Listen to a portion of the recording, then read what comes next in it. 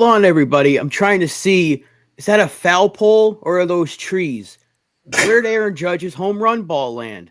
Because it I don't certainly know. was in the trees. It wasn't foul. That's that I know for sure. Good morning, ladies and gentlemen. Welcome to the Pinstripe Chronicles. I'm Rob. I'm here with Donald. Uncle Tats, unfortunately, was called into work, but he is just as pissed as we are. Believe that. A bit of a late start. Apologize for that. We were trying to just wrap our heads around what we saw yesterday. The egregious call. 30 feet fair, says Sean Browning. Donald, there it is right there. We got a still image. Might be a little bit hard to see, but trust us, it was fair.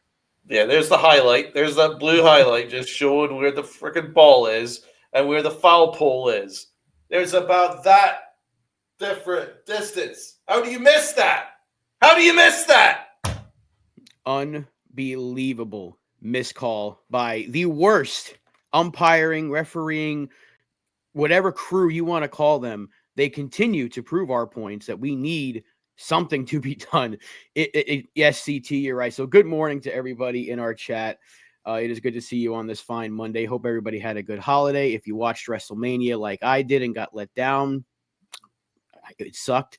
But so did that call yesterday. But fortunately, the Yankees did win the game and the series 3-1 over the Rays. But it kind of felt like it was overshadowed. The missed call on Judge. Obviously, Max Fried's no-hitter getting yanked away from him 3 innings later. Just a pretty rough day yesterday for the officiating crew of Major League Baseball. So Donald, before we get into like the nitty-gritty of all of it, just overall thoughts on the series before we get into kind of like the obvious topics from yesterday's game.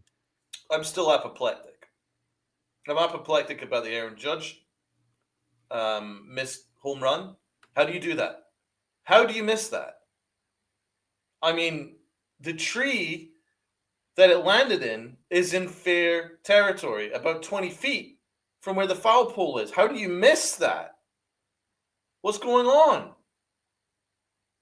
How does the officiating not know where the ballpark is in relation to things that are in fair territory in order to help you? That is disgusting. There has to be ramifications for that. People's asses need to be fired for that alone, because that is disgraceful. What if Aaron Judge finishes one short of a historical milestone this year? What happens? What happens if he's one short of Barry Bonds' record? What happens if he's one short of his own record, the American League home run record? What if he's one short of that? Then we can look back to that missed home run call where he get completely robbed, where he hit a home run. That's disgraceful. It's disgraceful. The home run call really annoyed me. And of course, the decision to scrub Max Fried's no-hitter sneakily and slyly was pretty disgusting. You either make that call right then and there, or you don't make the call at all afterwards. It's as simple as that. You cannot do that. Imagine if he gets the final out in the no-hitter, and then that freaking prick up there in the booth just goes, actually, you know what? I'm changing my mind. One hit, while there's celebrations. Who knows? Because you might as well after 3 innings. What were you doing in those 3 innings, you moron? I agree with that completely. If you look at the play again, you probably say, yeah, he probably would have beat the throw even if it was fielded cleanly. But 3 innings later, 3 innings, like why don't we just go back in time and give Galarraga his perfect game? Because that was a missed call by the umpire. Yeah. So it was bad. It was rough. I'll tell you what else is legendary, though, Chris the Flash, is this chat, because we've got a good group of people with us here on a Monday morning, including Chris the Flash, who's doing excellent things on those 10-hour live streams. My guy is going out and putting together some incredibly long live streams, so make sure you check it out. CT Cards is with us. Stevie B is with us. Sunil is here. Jonathan's here, of course. FJ, Dev, John the Beagle Dad, Cold Italian Pizza, the Gabagool King. We have got the usual suspects. I believe Ken's in here as well. I saw Ken pop in. Sean Browning, all of our good friends here on a Monday to celebrate a series win and complain about terrible umpiring. I think that's a great way to start a Monday, don't you think? Absolutely. Aside from the obvious miscalls and the nonsense that we were seeing from these morons that are in charge of calling the game, it was a good series. It could have been a sweep. We're going to get into the closer in a little while, but 3 games out of 4 in our minor league park, our spring training park, we beat up on the Rays. It's nice to beat up on Tampa Bay because we've kind of struggled against them as of late. So a nice job taking 3 out of 4. Max Fried, bad takeaway of his no-hitter aside, was absolutely magnificent. He turned in what may have been his best start, and he's had 5 good ones.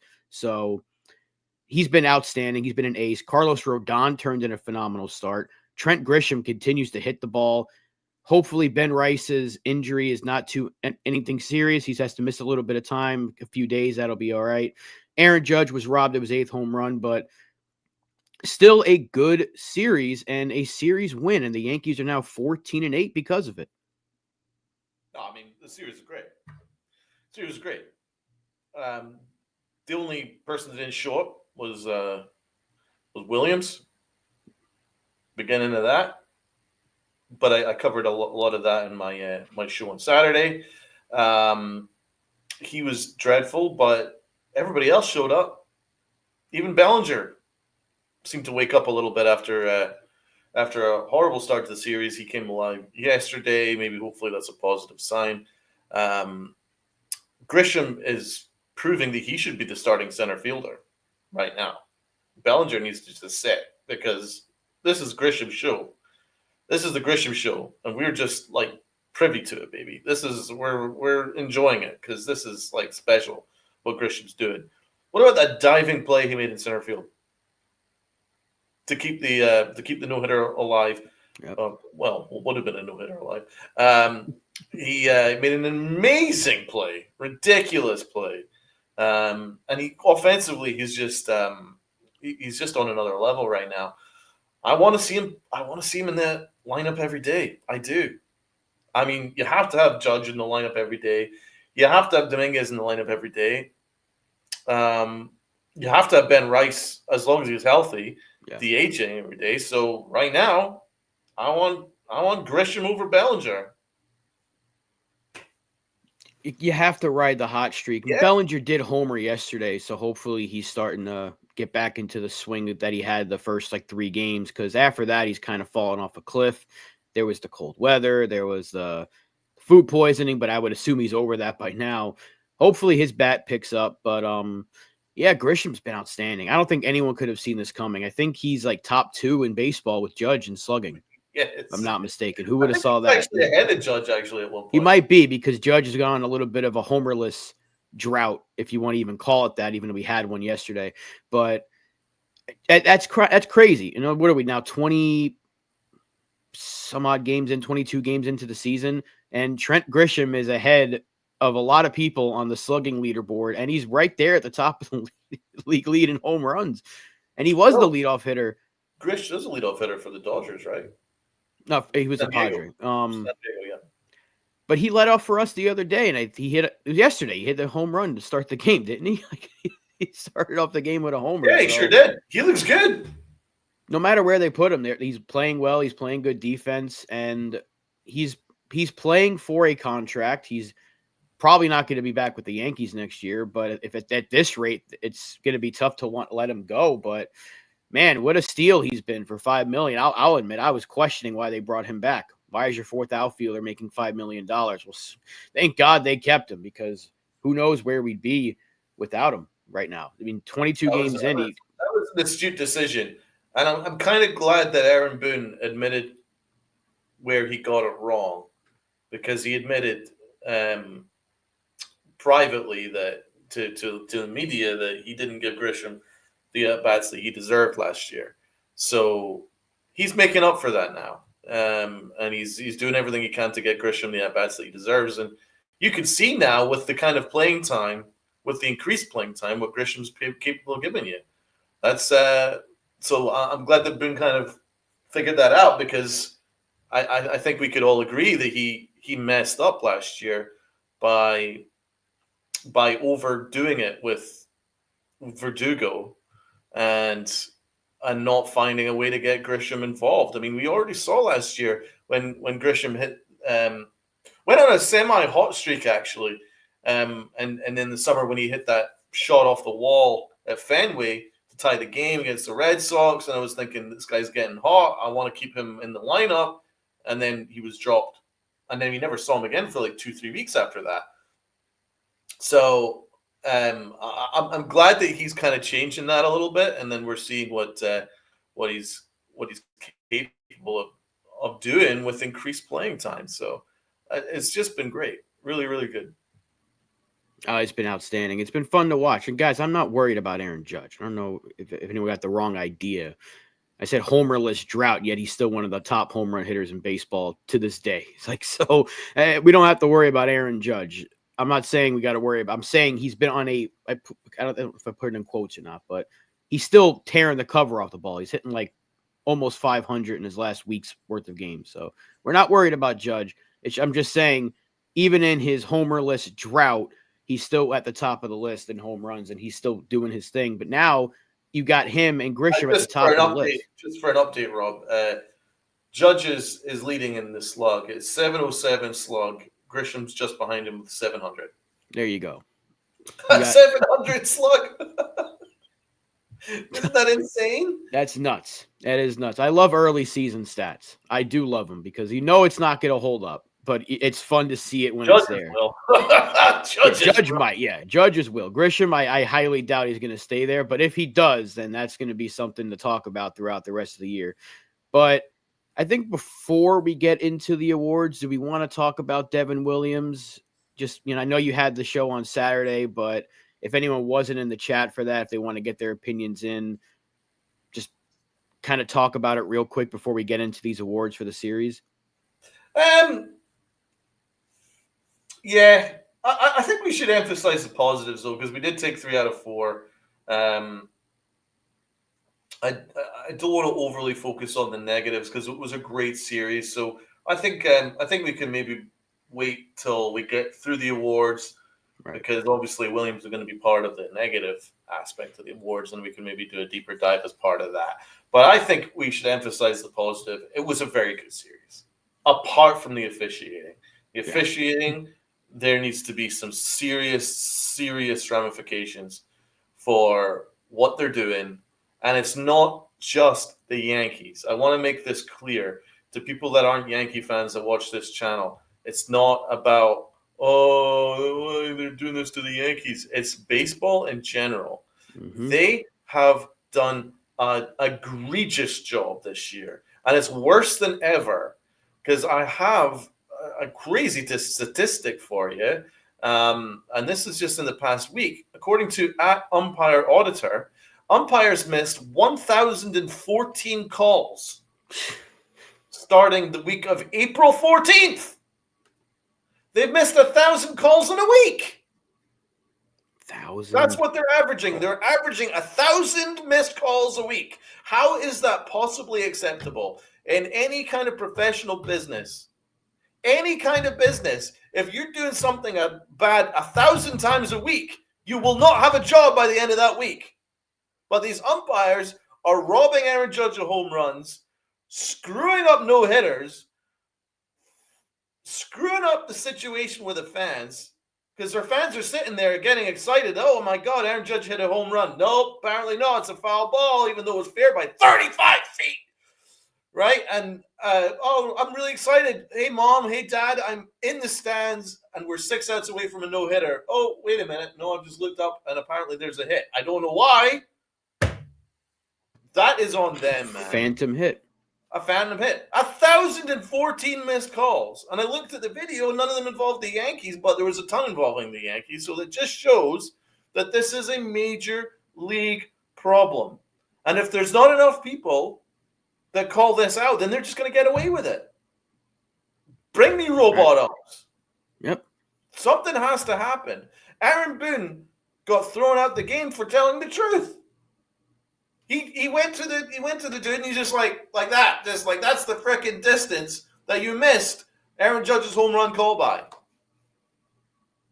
I'm You not took the home accepting run it. away. It's a disgrace. Sorry, Rob. No, you're right. You're right. They took the home run away, and then the very next pitch, Judge strikes out on a low call. Right. So let's not forget about that. They took a homer away, and then he strikes out on a pitch that was down and away. The usual Aaron Judge strike, because they can't get his strike zone right after being in the league for basically 10 years now. They still can't figure out his strike zone. So Aaron Boone's blow up, his first of the year, was completely justified. Yeah.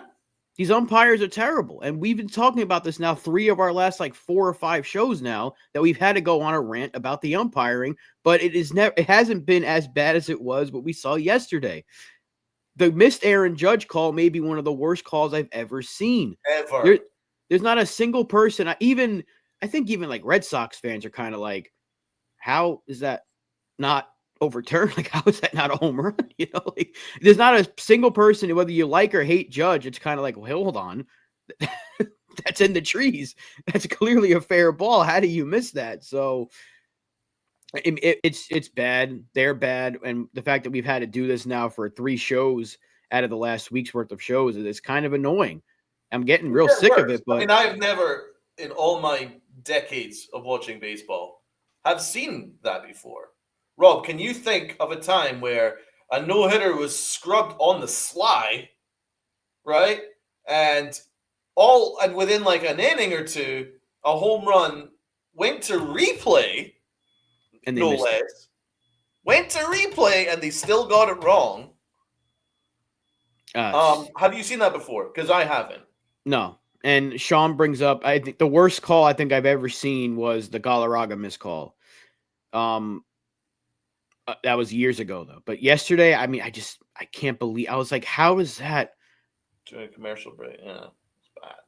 It's bad. Like, they have time. They have several camera shots, and they showed it. We just showed a picture of where the ball was. Todd Frazier's on the broadcast. That's in the trees. Like, how is this even a question? It's bad, man. Like, and I don't know why if they're doing this on purpose or they're just bad because they're going to get replaced eventually, but that's not helping. It is getting worse than boxing, NFE. We know boxing is fixed at this point, but Jesus Christ, baseball, the officiating here is ridiculous. It is really, really bad. I don't think it's going to play a huge factor in the home run chase because I don't think he's going to get 70, but let's say he does, right? Like you said earlier, let's say he does. Aaron Judge, it is Aaron Judge, exactly. But what if he does and he finishes one shy of the all-time single season record?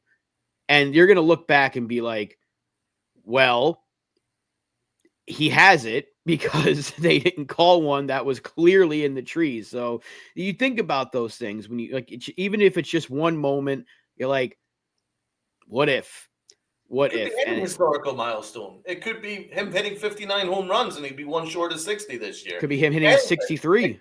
63. It could be fucking 72. I don't know. It could be any kind of milestone, but he got robbed of it because of incompetence. It's not easy to hit home runs by the tens constantly, hitting 60, 70 home runs every single season. He seems to have no problem doing it. But why? This is the only league, right? And this is another way of looking at it because it's not just incompetence.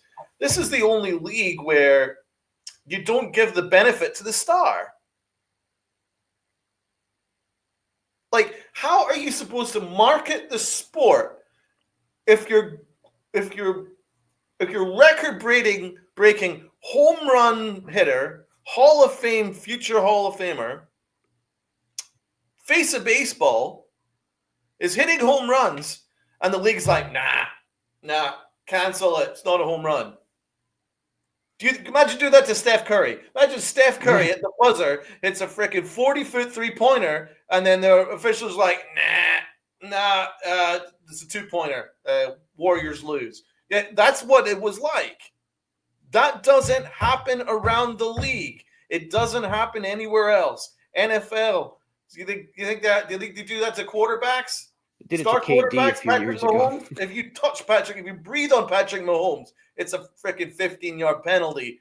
For God's sake, every league protects their stars.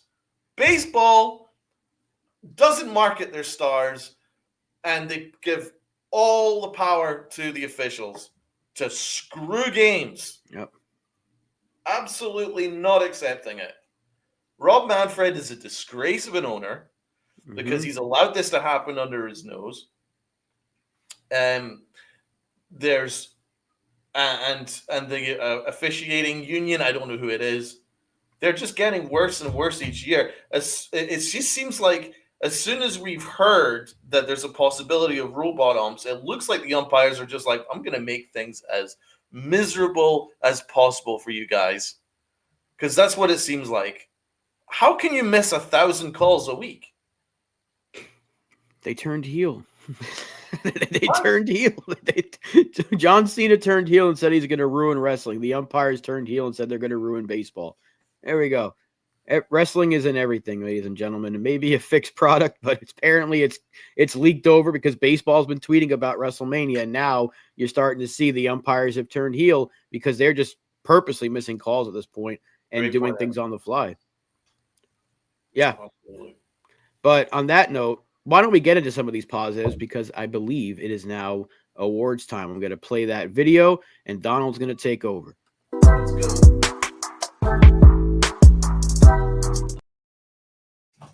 Oh, I'm hot, as you can tell. I'm red hot. So let's get into the awards. Everybody, it's mandatory, as I say, gotta hit the like button. We got almost 30 people in the chat. So why not? Why isn't there 30 likes? Get the likes up so more people can watch this. We want baseball to come across this and go, shit, people are pissed at the umpire. We got to get this stuff moving here, right? So everybody hit the like button. I'd really appreciate it, but we do really appreciate everyone that watches us 3 times a week, 4 times a week, 5 times a week. Whenever we have a video, y'all are there. And all our love to everybody that watches and supports the Pinstripe Chronicles, because it means the world to everyone in this team, not just me and Rob, not just Taz, but Lynn and Sierra as well. So big salute. Let's get into the awards. Let's start with the positives. There's a lot of positives to go around. I'm going to go with the MVP. My MVP is Grish. Trent Bonds, whatever way you want to put it. Grish is on fire right now. His numbers are ridiculous. Trent Grisham, 6 home runs, 13 RBIs, 320 batting average, 700 slug, 1,093 OPS. He is crazy right now. He's among the league leaders in these metrics, so he's just crazy right now. I want to see him in the lineup every day. I just do. He needs to be in the lineup every day until he cools down. Simple as that. My man, Grish, MVP. Rob. I had Grisham as well. And spoiler alert, Tats also had Trent Grisham. It's a clean sweep for Grisham, much deserved. He's done it all, offensively, defensively. He's hit at every part of the order, and he's hit well. He's played tremendous defense in center field. This series was nothing short of that. He drove in the only run in our 1-0 win. He led off the game yesterday with the homer. He's done it all. I don't think there's a better choice. I know Ken just gave a shout out to Goldie, very well so, but Grisham was just all over the place this entire series. And it looks like the fans all pretty much universally agree. There's lots of comments for Grish. So everyone is in lockstep with that. Strike zone, and Grisham is deserving. Absolutely agree. He is definitely deserving of the MVP this series. Let's go to the low key. I'm going to give it to Aaron Judge, the man who was robbed of a home run. He was there the entire series doing his thing, as always. Judge is just, I say as always, we're only 3 weeks of the season, but he's been there every single day these last 3 weeks. It's been phenomenal. He's playing with a chip on his shoulder, and he's going to run away with all the awards this year. I can already see it. He's going to have a crazy year. Um, it just seems like he's really, really just locked in right now. And I'm still upset that he got robbed of a home run, but he'll make up for it. He will make up for it. Low-key MVP is Aaron Judge.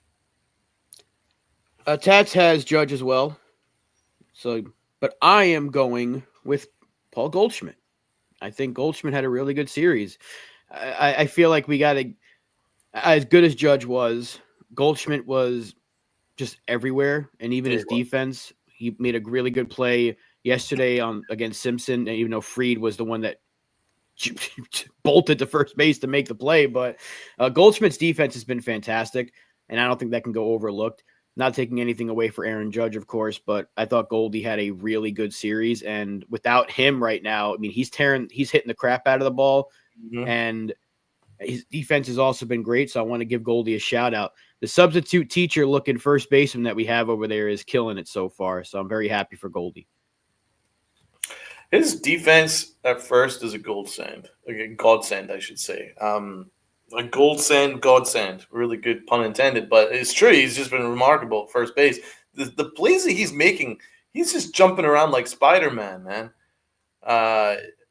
And he's just doing everything right. He's just been great. I have to say, like, absolutely brilliant signing so far. It looks like he's been here for ages, doesn't it? You kind of forget that this is his first 20 games because maybe because he's wearing 48. I still look at it and I see like prime Rizzo over there. So, but it does seem like he's been here for maybe because he literally looks like a coach that put on a jersey and started playing. Mm-hmm. That's why, like he looks every bit his age, but he's playing like he's 10 years younger right now. So good on him. But there was a couple of guys that deserved a shout out. I thought that the Rays made a bunch of great defensive plays. Oh yeah, took away a home run from somebody. The other night. Yes, and I was actually like debating whether to give that guy. Who was it that jumped over the wall to make that play? Because he made a ton of nice plays. Their right fielder, was it the hell plays right field for them? He also played the infield as well. He was kind of mixing was it Caballero? Or was it Caminero? I don't know. I think it might have been Caballero, Caminero, or Magnum. Caminero. I think Jake Magnum was just recently called up. I think it was Caminero because they were all over the place, though. Because he was all over the place. Like, he was playing the outfield, jumped over the wall, made a great play. But he was also in the infield making a bunch of nice plays. I was thinking about him. But, well, we're sticking with the Yankees on this one, and I think Aaron Judge or Goldie is certainly a good shout.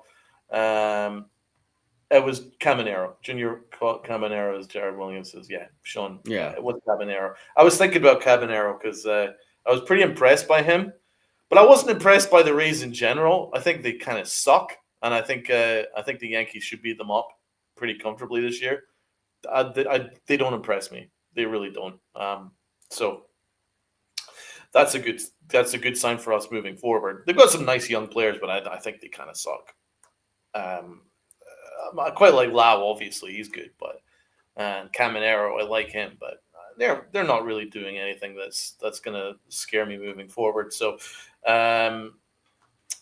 but let's move on to the Clutch Awards. A couple candidates, Rob. If for my Clutch Award, I had Rodon. I think he needed a start like this. I know he when you think about clutch, you think about someone that came through in a big moment. You can give that to Grisham for driving in the only run. You can give that to Luke Weaver for locking it down. But that start for Rodon, he needed it because his last like two starts, he's been burned by the walks, which led to the 3-run home run. If you look at his batting average against, he's one of the best in baseball right now. Like they're hitting like 170 against him. It's the walks, and then eventually he gives up the one big pitch. That was the case against the Giants with Jung-Hoo Lee, and the start before that against the Tigers, where He walked a couple and gave up a home run to Ibanez, and that just derailed what was an otherwise okay start. So, yet that start for him, I think, was huge because it shows you that if he can avoid the walks, he's been very good. He needs to get that command better, and if he does, then he's going to be a lot better than what he's been. I don't think he's been as bad as the numbers show. I really don't.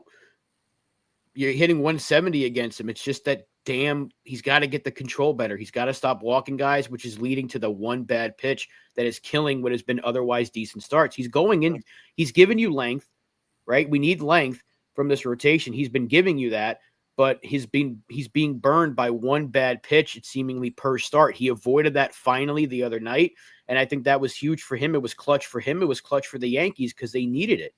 They needed a pitcher to go deep into the game to save this bullpen, and he did that, as did Max Fried. But I wanted to give a shout out to Rodon here because I think he showed up. Absolutely, man. I was very impressed with Rodon, and I think he does deserve an award. Just trying to think about who else. I think it's Judge had 3 RBIs, obviously, in the middle game. Or in the game where we lost 10-8, I should say. He had 3 RBIs in that game. He was good. But Grisham was just consistently great all the way through. But I've already given him the MVP.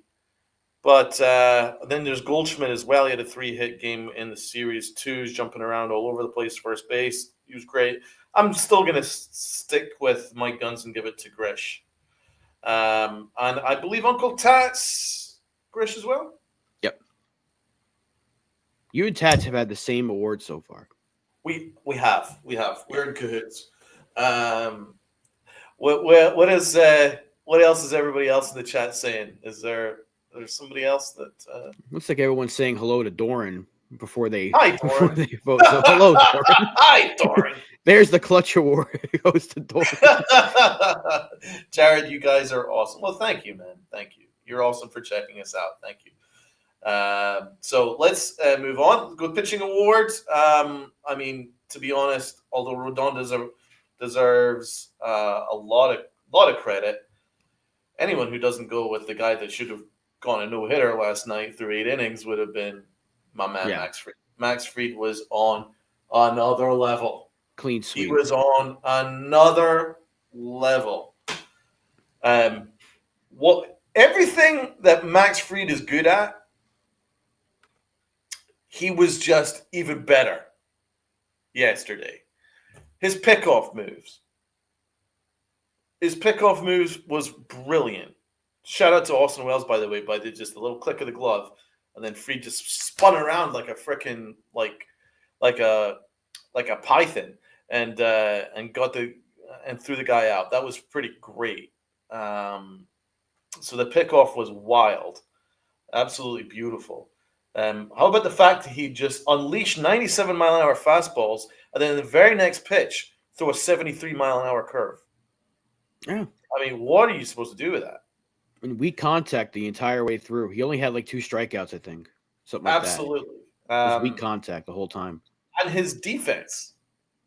He's so good. Also very underrated. He is a Gold Glove winner as a fielder in his position, and he made a couple of great plays.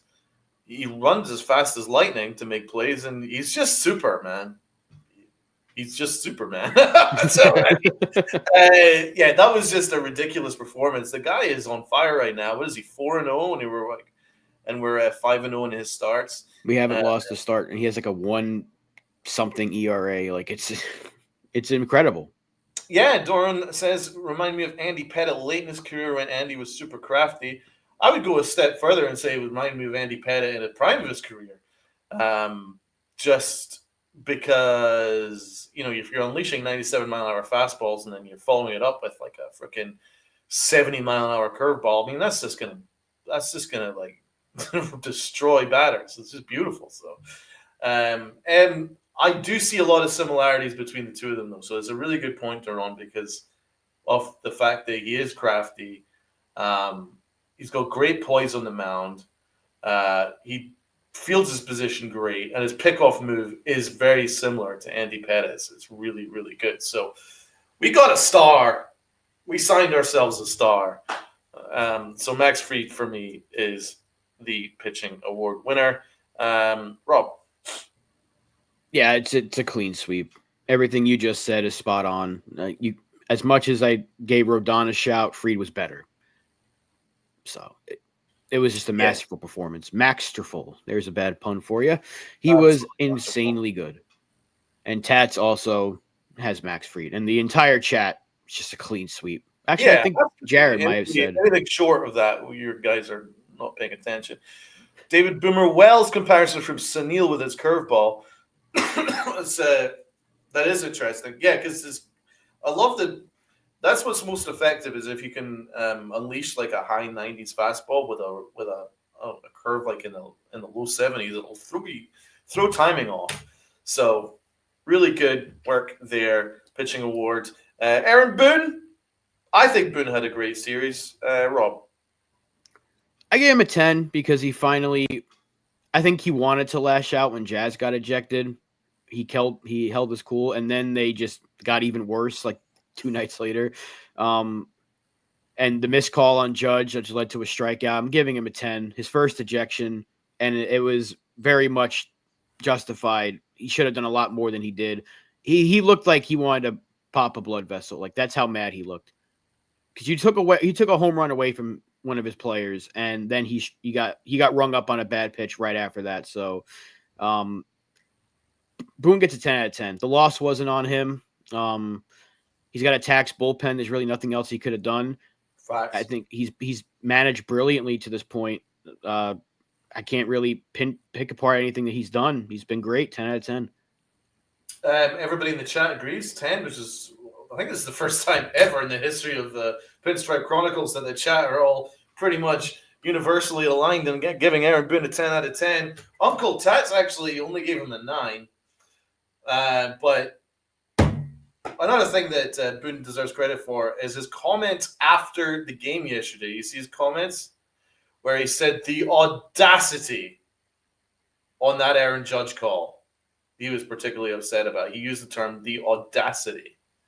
So he is pissed. Yeah. And I love to see that. He's giving off an air of authority that I have not seen since he became a Yankee manager. He is coming off with like an authority, man. Like he came out there with those umpires and he came out with authority. There was no more of this, oh, they bullied me kind of stuff. He came out with authority. He's just like, he was letting them have it.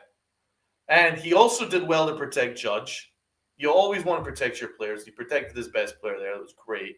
He also protected Jazz. Jazz talked himself into that, but apart from that, he did his job right there perfectly. And I can't argue with the way that Boone's coming across, man. He's coming across well. He's managing great. He's managing the bullpen awesome. And he's holding baseball's feet to the fire regarding Aaron Judge. So I love all of that. And that's what we're always going to get in this show. You're always going to get honesty.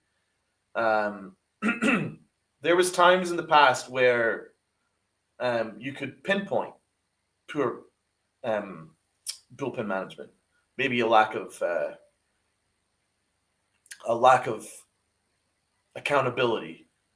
But I'm getting it now because people are working. The guys are playing hard right now. You can tell everyone's playing hard. Jazz Chisholm literally threw himself into making that amazing play in a center field, like Superman. That was a remarkable play. You guys, we've got guys that are playing extraordinarily hard. They're all trying to make every single play. And that does come from management. I have not seen that in the past, so I've called them out on it. But I'm seeing it this year. And for that, he deserves a 10 out of 10. Rob. No, you're right. You're right about Jazz also. You're right about the team playing hard because, last year there was a lot of people that said he ran this happy-go-lucky, do whatever you want kind of thing with no consequence, and that led to people lollygagging. But we never really saw that because there was only a couple of instances where you saw guys that were kind of just taking their foot off the gas. That would be Gary Sanchez running to first base. Glaber, thank you, Sean. And he would see that our infamous award guy, Aaron Hicks. And it really wasn't like the whole team was just kind of like taking a day off and not hustling. Aaron Judge is always hustling. Soto hustled his ass off last year. Even Verdugo was playing hard. And I think it's very telling that during a slump that Jazz is having at the plate, it's not affecting him defensively because he's still playing a really clean second base. So I think that's very important that the team is still playing through the struggles, because how many times have we talked about it? When a guy struggles offensively, it affects him defensively. We're seeing the same thing with Volpe. His bat, first week and a half, outstanding. Since then, he's cooled off. He's really cooled off. He's been kind of ice cold up until yesterday. He had a couple of hits finally. Much better series this time around, but defensively, Volpe's been kind of a wizard. It hasn't affected him. So I think that's important that the guys are not letting a slump on one end affect the other end.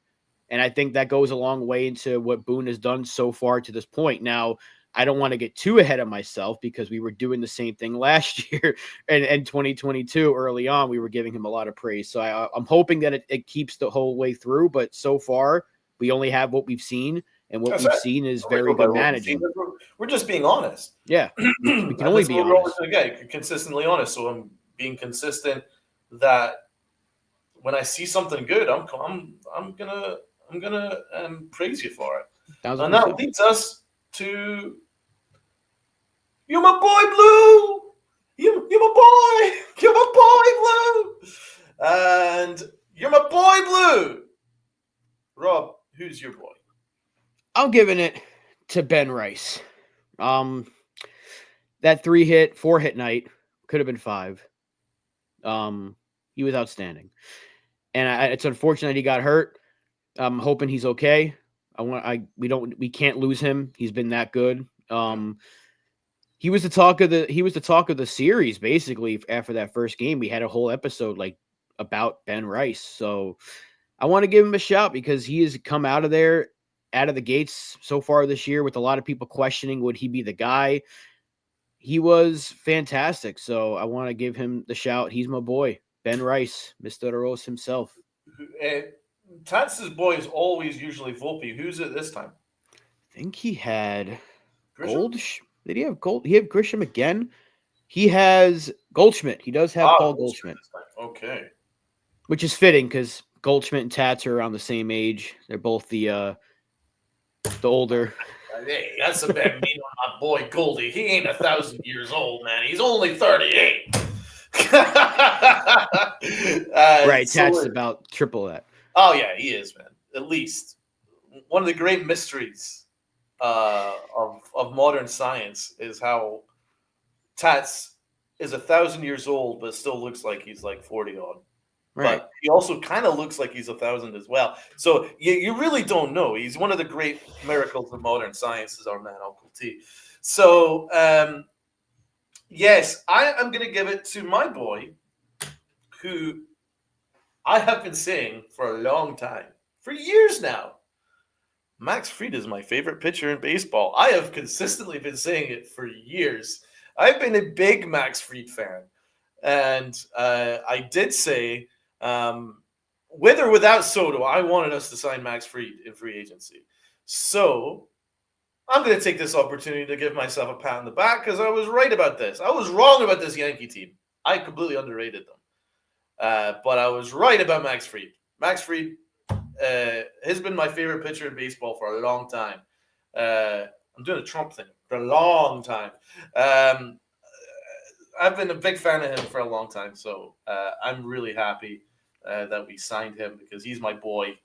He's been my boy for a while. He's been my boy in Atlanta, and I'm pleased when my boy moved to the right side of the country, and he's doing his thing, wearing the pinstripes. So Max Fried is my boy. It's a good shout. Very Let's good shout. go with the L. Devin Williams.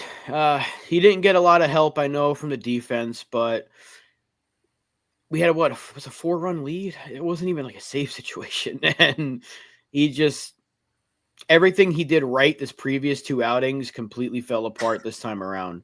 Um, it's look, I know when the calendar turns to May, he should be better statistically. Historically, that's been the case for him, but it's been very rough so far, and I know he's better than this, and it's unfortunate that it's been this bad of a start because we were hyping it up. I was saying going into the season, he's the reason why we're gonna have the similar record or even a better record because we're not gonna lose these kind of games, and that loss was a very 2024, 2023, 2022 Yankee loss where the defense was crap and he could not get out of it. So yeah, I get that NFE. But he's also supposed to be one of the best, if not the best, at his job in the game.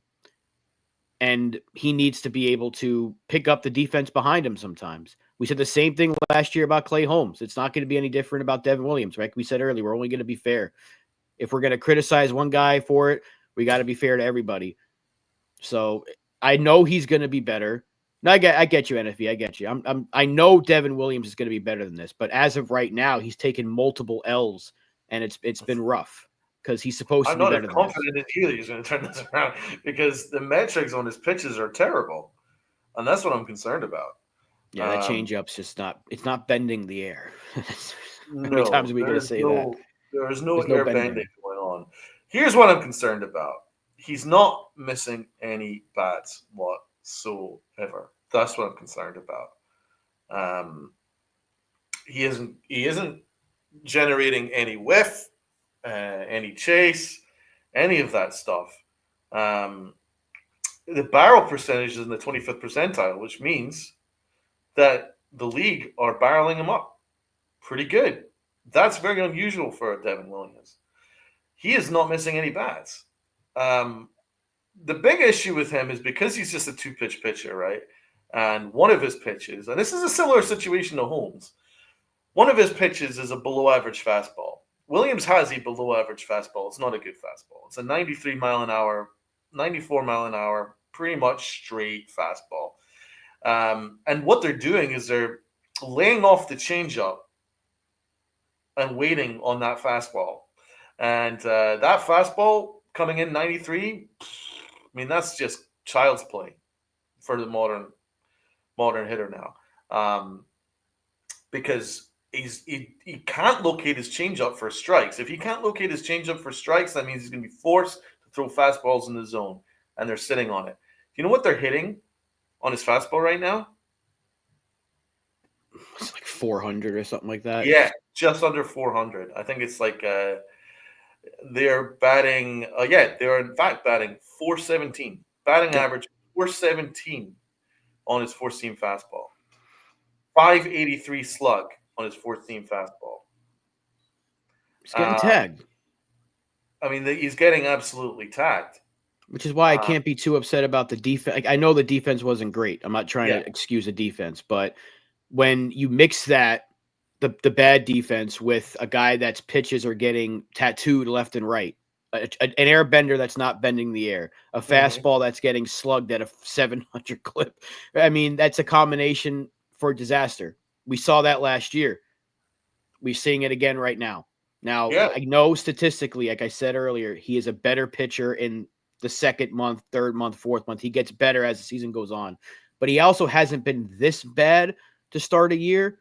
So we have to hope that the turnaround is coming sooner than later because I don't think they're going to make a demotion because why is he a closer, John? Because he's a two-time winner of the closer of the year or relief pitcher of the year award. So he's got the track record. He's been one of the best in baseball at his position for the last like 5 or 6 years or so. So there's no question about his track record. The Yankees got him for a good reason. We were all very high about the trade. Donald predicted the trade for crying out loud. So we just have to hope that it gets better. But again, like I said about Boone 5 minutes ago, we can only go off of what we have seen so far. And I said this about Williams last week as well. We can only go off what we've seen. What we've seen is a bad pitcher so far. I believe he's going to turn around, but like you just said, you brought up the stats. The stats really don't give you any indication that it will turn around soon. We just have to hope it does. We have to hope it does, because if it doesn't, we're in a lot of trouble. I'm not We're going to gonna sugarcoat it. He looks garbage. He He does. looks absolutely garbage, and I can't believe that this is the stuff that at one point he was rated as the best closer in baseball, because his stuff is not good. Um, let's say this is the best way of comparing what's going on between now and last year. Okay, so um, whiff percentage on his changeup this year is just 22%. It was almost 50% last year. So that is a massive difference, a huge difference, cataclysmic difference. Um, Again, the whiff is down on his fastball as opposed to last year too. But the biggest difference is actually the changeup. The changeup usually generates about a whiff of percentage of almost 50% last year. It's down to just 20%, which means that no one is missing his pitches. He actually has more hits off his changeup than he does his fastball. So it's not like his changeup is still this revolutionary pitch. It's still generally okay, because the metrics are like the batting average is still fairly the 286 batting average of his changeup is still not good.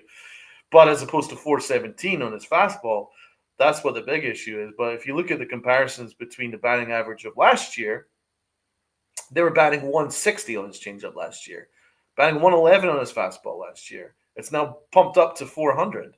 So a lot of it is because they aren't missing it. And also look at the spin rate. Spin rate is changeup 2702 this year, and the spin rate in his changeup last year was 2720, so it's down. So what I'm worried about is things are trending down with Williams. I know it's still a small sample size, and people are going to go get mad about that. But it's a small sample size. But, and it is. Having said that, he's now blown 2 4-run leads in the space of 3 weeks. That is hard to do. I mean, very hard to do. A middle reliever would struggle to do that twice in 3 weeks, let alone someone who's supposed to be the best closer in baseball. I'm not seeing anything that's like trending the right way with Williams. And I also have an issue with the things that he said in the media. He's not accountable. As I pointed out in my show, he just doesn't seem very accountable. At least Clay Holmes was like, I've got to be better. I apologize to my teammates. I've got to do my job better for my teammates. He's never once said that. He just kind of huffs and he sighs. And he's like, what do you mean? To the media. I don't like how he is coming across. And again, a red flag to me was that even before he threw a pitch, he went to the owner and complained about the facial hair thing. The facial hair thing was a change that needed to happen, but the timing is weird for him considering he just got in the building.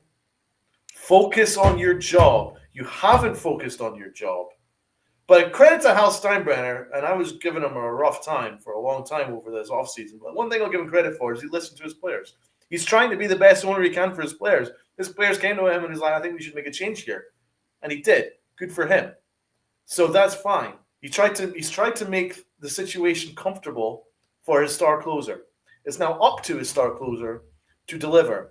And his star closer has been delivering nothing but shit since coming in and being the closer. And I don't like his attitude either. So that needs to change. He needs to buck up his ideas quickly. Because for me, it looks like he wants to be in Milwaukee. For me, he doesn't look like he wants to be a Yankee. I mean, he said it himself. He thought he was going to the Dodgers, but Wow. again, we'll see. I hope that what Doran says is right, because I was saying that the other day. Because remember how good Clay Holmes was last year to start the year, and then the bottom dropped out. So Doran brings up a great point. So maybe, again, we don't know what's going to happen a week from now. We don't know what's going to happen tomorrow. Maybe tonight he pitches and looks great. That's all we can hope for. But again, we can only be fair. And what we've seen so far, it's been a bad pitcher. That's not saying he sucks now and he's always a waste of a trade. It was a terrible trade. I wish we could redo it. It's just right now he sucks. And I do expect him to be better, but we can only, again, how many times are we going to repeat it? All we have to go on are his stats right now. His stats right now look like a terrible pitcher. I Yeah. do think he'll be better. And you're right, that post game effort, he looked mad, but at the same time, it's like he knows he's costing himself money with each bad performance. He's going to be a free agent. And Tanner Scott just got a gigantic contract this offseason.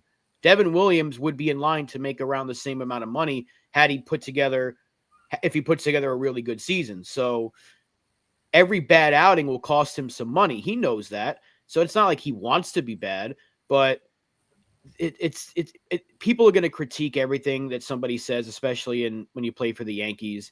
He didn't look like he cared too much, but at the same time, I can also see someone that just looks like he's like, what the fuck is going wrong? Like he doesn't know the answers. And that could be one of the worst things where you just don't know and you don't even know how to answer.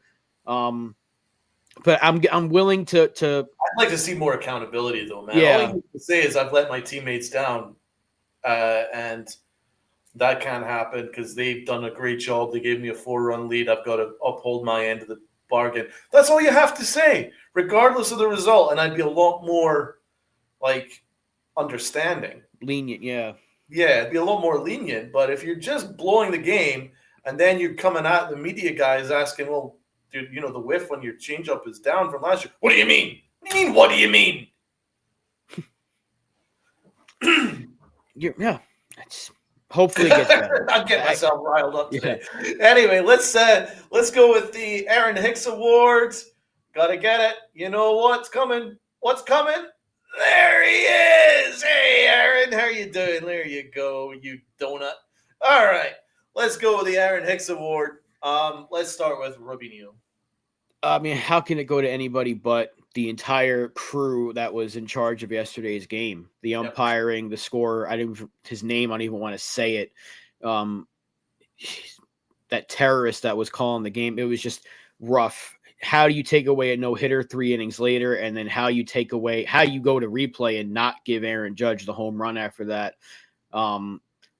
Just the entire officiating crew that was in charge of that game. I can't single out one person because they were just the home plate umpire, the douchebag that was scoring it. They're all bad. MLB in general should just take it, if we're being honest. But I'm going to give it to the officiating crew. All of them. Every single one of them.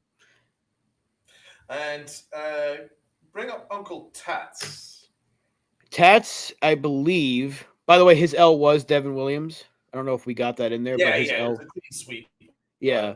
He goes to Bill Matthews. He said his name. He said that scumbag's name, but Bill Matthews was the choice for the Aaron Hicks Award for Uncle Tats was Bill Matthews. That's right. And he also went further and he says, I think he's a pompous ass who wanted to ruin a great outing against the team he works for. My man, Uncle T. Salute, Uncle T. Yep.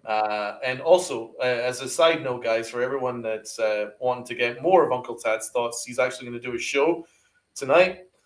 He's bringing back After Dark. So everybody go and check out After Dark tonight. I believe he does a show at, what is it, midnight?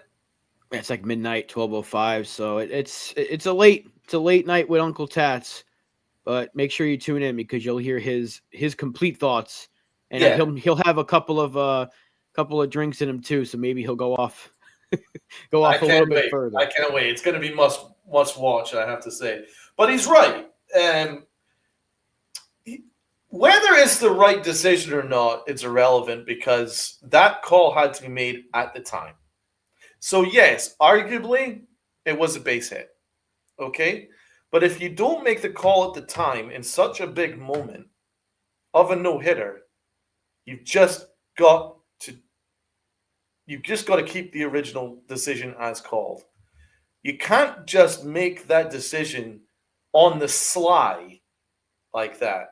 And a big shout out to Michael K because Michael K went after him. He's like, ladies and gentlemen, this is I can't quite believe what I'm telling you guys, but he's added a hit. And Michael K was furious about it. I think Susan Waldman was upset about it. A lot of people were upset about it, and rightfully so. I was apoplectic. I was disgusted. What about the people in the stands that are thinking that they're about to witness history? and then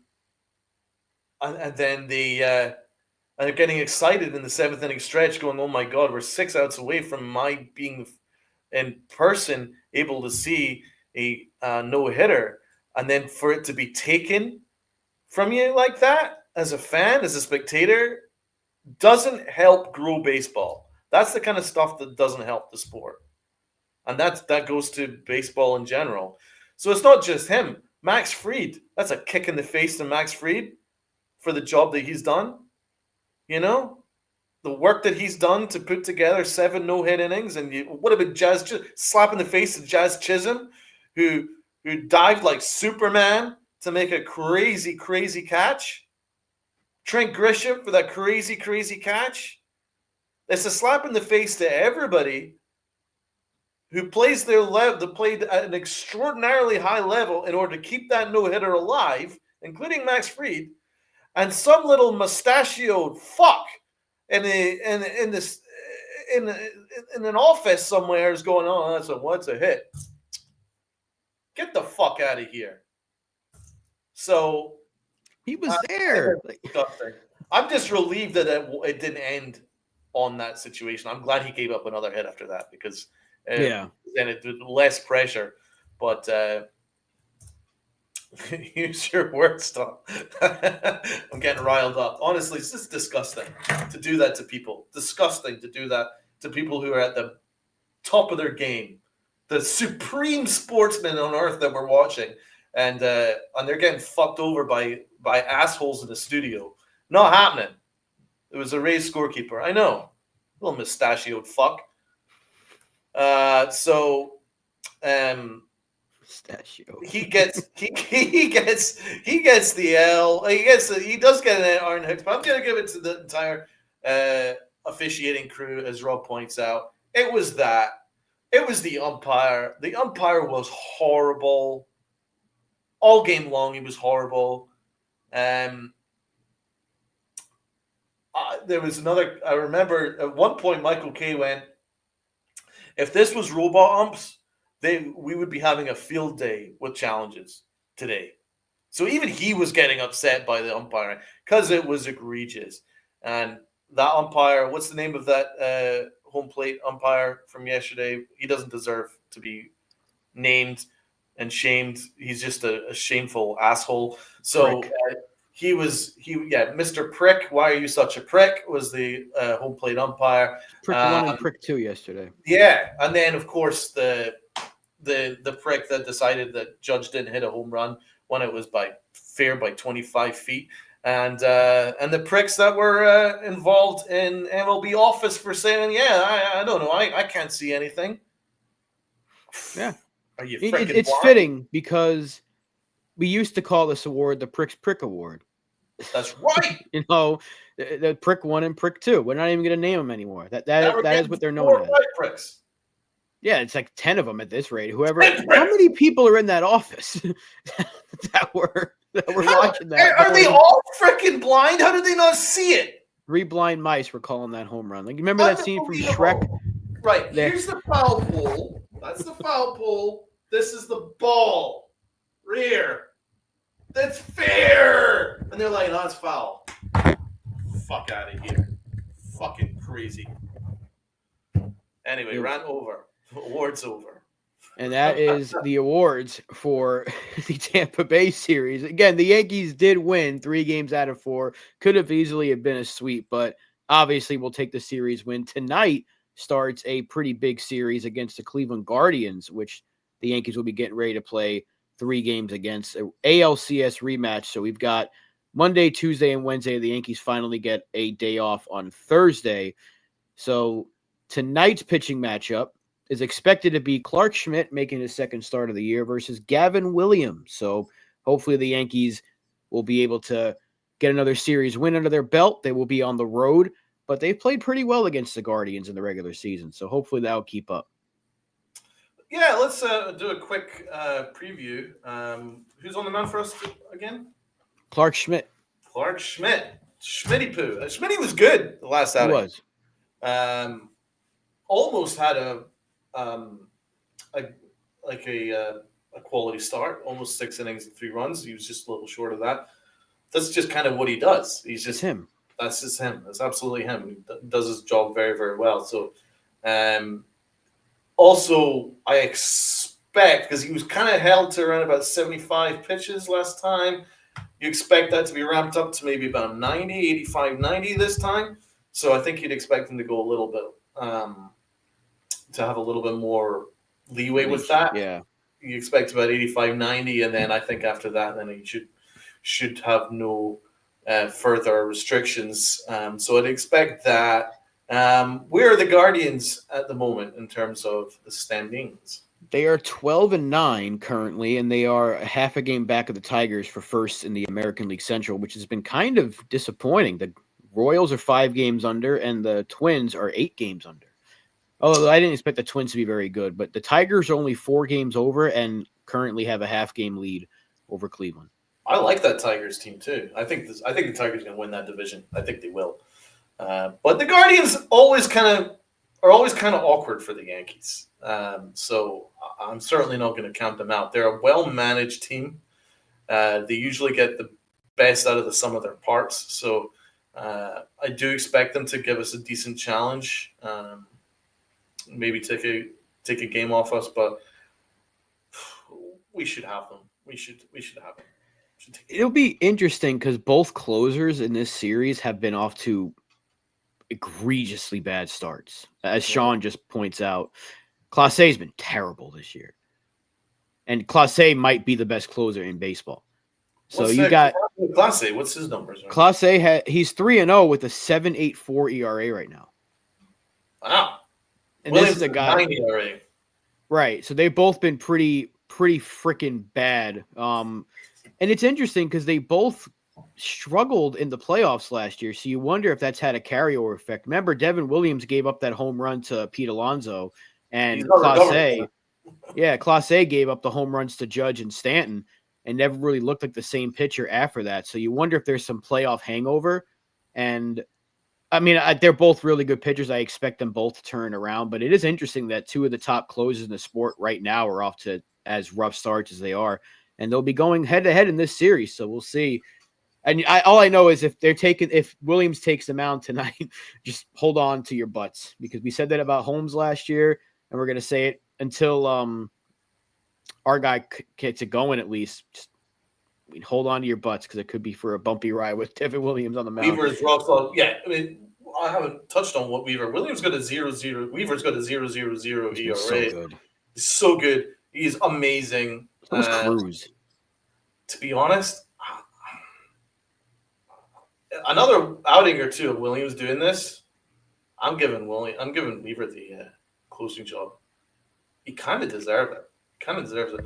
Fellas, check. Oh, okay. So I got it right here. Thank you, NFE. I got scared for a second. Trent Grisham, congratulations. He is now on the paternity list. He's having a kid. So we won't be without Trent. But Jorbit Vivas was called up. Can they play him, please? Please do not do what you did last year and sit him on the goddamn bench. What's with all these Yankees having kids? Stop having kids during the season. Dude, you know what I think they're doing? So I don't want to think of the timeline of when Grisham was getting jiggy with it, but well, it was 9 months before. Yeah. Devin Williams just had a kid as well. Well, he wasn't playing 9 months ago. He was sitting on the bench, so he had some extra time. So congratulations to Trent Grisham. He's about to be a dad, and assuming his wife. So congratulations to them. Happy for Jorbit Vivas. Hopefully he gets a shot to play this time around, and we can see what he's got. He's been off to a pretty good start. He's been hitting the ball well. He's been playing some third base over in Scranton. So I'm a big fan of Vivas. I've been hoping to see a lot more of him. And you know what? To his credit though, Sean, Cabrera's been pretty good. Defensively, it's been but the bat has picked up. Dude, I want to see Vivas. Throws are in the fucking stands right now. Yeah. I would love to keep some of his throws to first base in the ballpark. That would be right. fucking nice. I'd play Vivas immediately tonight. Give him a start at third base. Why not? Because you might not. I don't know how long he'll be on the paternity list for. Maybe like 2 days or so. What was it? 3 days for Williams? So maybe it'll be the same. for Trent, but it's going to suck that Trent's not in the lineup tonight. Very much so. Because if Rice is still dealing with that injury, you think if they're both out, does Cabrera play like I right? hated that they hit him twice in the same area. That's hard to do. And I'm not saying it was deliberate. I know it wasn't deliberate. But nor am I saying that they're probably too disappointed that they hit our best hitter, our hottest hitter, in the elbow twice. You know what I'm saying? Yeah, I hope he's okay. I hope he's playing tonight, but I would assume that means if he doesn't, maybe Judge DHs again, and they put Cabrera like in right field, and they'll have Vivas play third. Maybe they'll go that route. Yeah, I'm trying to think of how that would work. Or you could DH Cabrera so you keep his bat. Yeah. But then the outfield would be Judge, Dominguez, Bellinger, so you don't have to worry there. You could DH Dominguez, or not Dominguez. You could DH Cabrera and have Vivas. Vivas has to play. He has to. Well, in some capacity. Yeah, you should have him. I agree with that. And that's also a good point, Sunil, about Chisholm's suspension. Just take the suspension. It's one game. What is he appealing? But yeah, that could eventually come into effect where he's forced to because Pereira is not. I don't think he's actually throwing yet. Doran, he's been coming back from that injury, so they want to get Pereira playing the outfield more before they call him up. I think Vivas needs to play because eventually they're going to have to make a decision on him because he's out of options after this year. So it's kind of a now or never situation, kind of like it was for Peraza, or is for Peraza. Oh, he has been playing right field. You're right. I still think it's a little early, though, because, again, he's coming back from that Tommy John thing. You know, the arm, kind of like with Dominguez, you want to give him as much reps as you can before you bring him back up. Because if there's an injury, it's not like there's a long-term injury here. I don't think Vivas is going to play that much. But at the same time, you have an outfield. You do have a starting outfield, Bellinger, Judge, Dominguez. So I think Vivas for 2 days should be able to play. We'll wait and see. I'll be disappointed no Grisham, though. He's my guy. Yeah. Oh, well. But that is going to wrap it up for us here at the Pinstripe Chronicles. Thank you so much to everybody that was with us in the chat. We had a great time breaking down the series win. Everybody do me a favor. Sorry to roll, but everybody do us a favor. This link, share it out on X. Share it out on your social media platforms. If you could hit the like button and take the time to share it out on your social media platforms and say, hey, these two dudes went to school on the umpiring. We want to get this out. We want to get more views, more likes. We want to get this up. We want to get the subs up. We want to climb up. And if you guys could do that, and it really mean the world to us. So thank you so much. Anyway, Rob, yeah, thank you. Everything he just said. Make sure you do. Make sure you share that out. Hit that like, hit that sub, and make sure you check us out. Check out Tats tonight, Pinstripes After Dark, when he goes live. I believe it'll be around midnight to maybe a little bit after midnight, 12:05 usually is around the time he schedules it. So just keep your notification bells on because you will know when he does in fact go live.